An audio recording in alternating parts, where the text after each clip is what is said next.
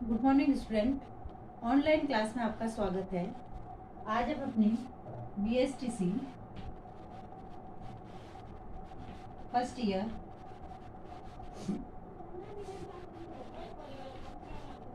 कला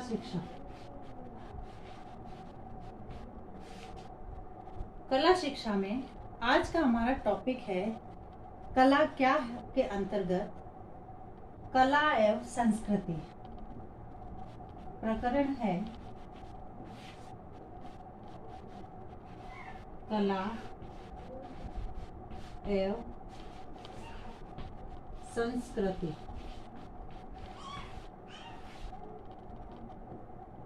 सबसे पहले संस्कृति का अर्थ।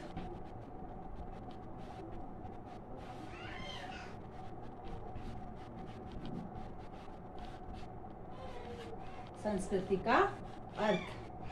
संस्कृति शब्द सम प्लस क्र प्लस ती से बना है, जिसका अर्थ होता है सम्यक रूप से अलंकृत या बनावट। सम्यक रूप से अलंकृत, सम्यक रूप से अलंकृत बनावट,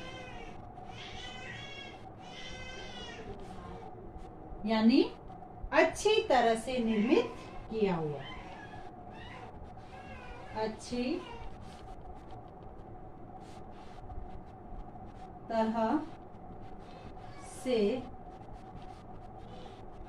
निर्मित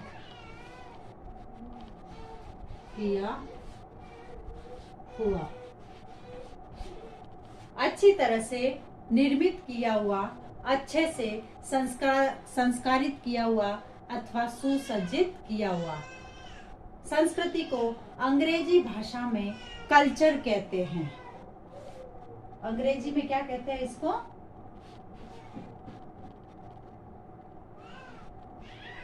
कल्चर।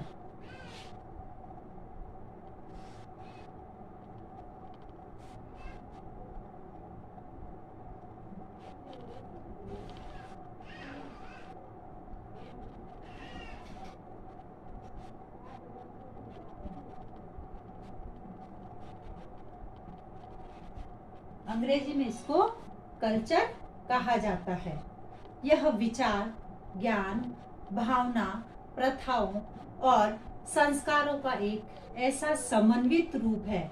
संस्कृति में क्या होता है? लोगों के विचार होते हैं, उनकी भावनाएं होती है, उनकी प्रथाएं होती है और उनके संस्कार होते हैं।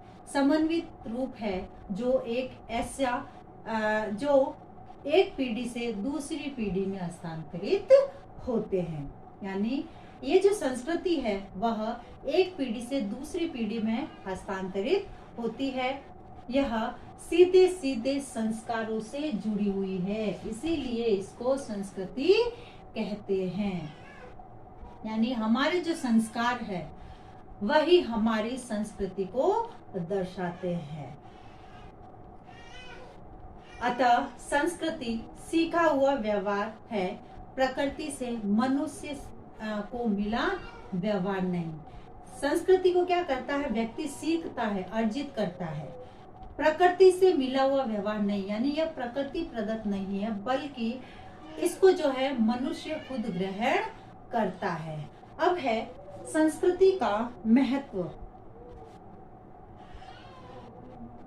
संस्कृति का महत्व।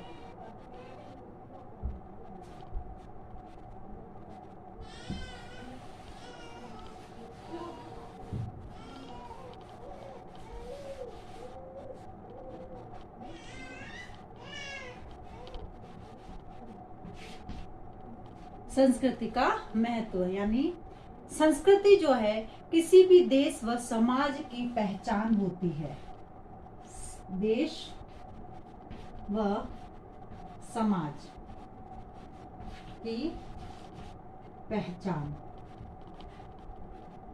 जैसे हमारी भारतीय संस्कृति है पूरे विश्व में मानी जाती है और उसकी एक अलग ही पहचान है।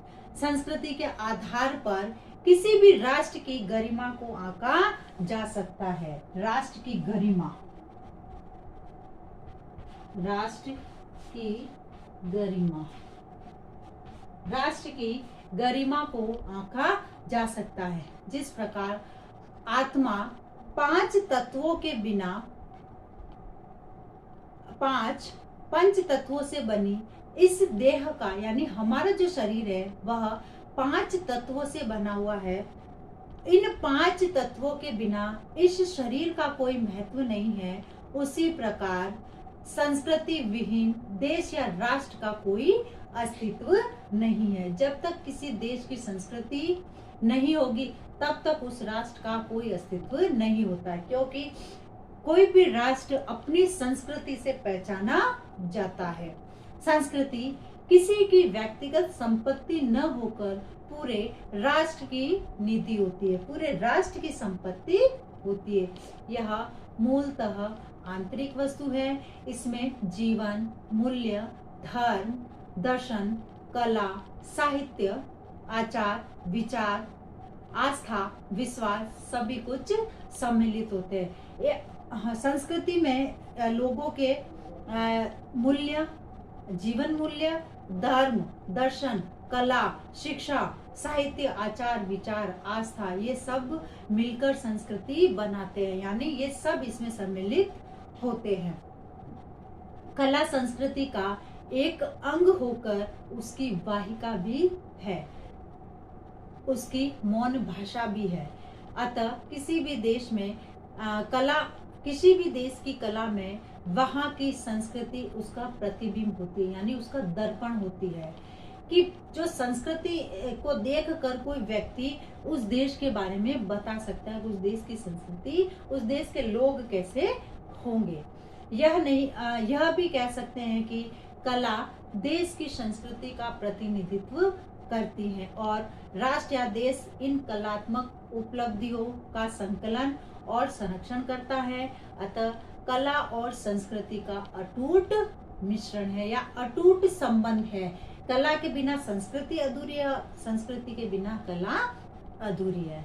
अब है कला, संस्कृति एवं सभ्यता।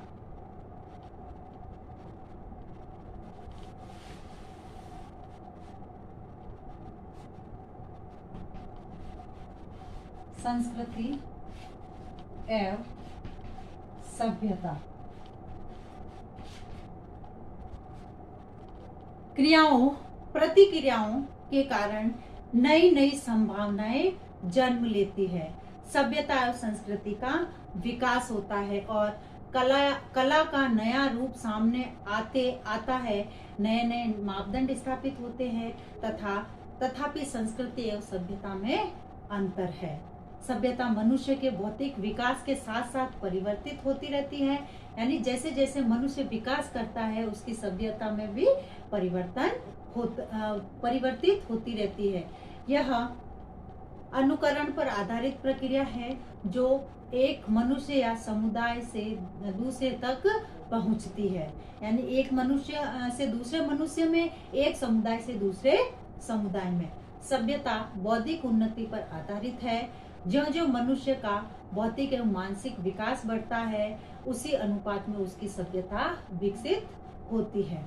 इस प्रकार सभ्यता एक अस्थायी प्रक्रिया है, क्योंकि उस सभ्यता जो है वह परिवर्तित होती रहती है। अस्थायी प्रक्रिया है जो अपेक्षाकृत शीघ्र परिवर्तित होती रहती है, जबकि संस्कृति आत्मोन्नति का प्रतिफल है। किसी भी देश की संस्कृति के परीक्षण के प्रमुख अंग वहाँ का साहित्य, वहाँ का धार्मिक, कलात्मक सृजन और इतिहास होता है। इन तीनों ही क्षेत्रों का सम्मिलित रूप वहाँ की संस्कृति के निर्धारण का आधार बनता है और ये तीनों ही क्षेत्र ललित कलाओं के अंतर्गत आते हैं। कौन सा? साहित्य, धार्मिक और कलात्मक, ये सब ललित कला के अंतर्गत आते हैं। तो यानी संस्कृति और सभ्यता दोनों आपस में जुड़े हुए हैं। सभ्यता जो है वह मानव के भौतिक विकास के साथ साथ परिवर्तित होती रहती है। अब है आज का आपका गृह कार्य।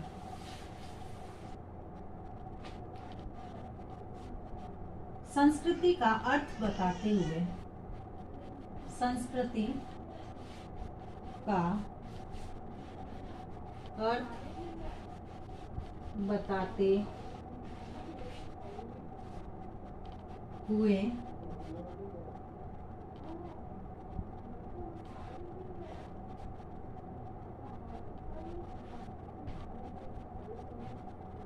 संस्कृति का महत्व समझाइए।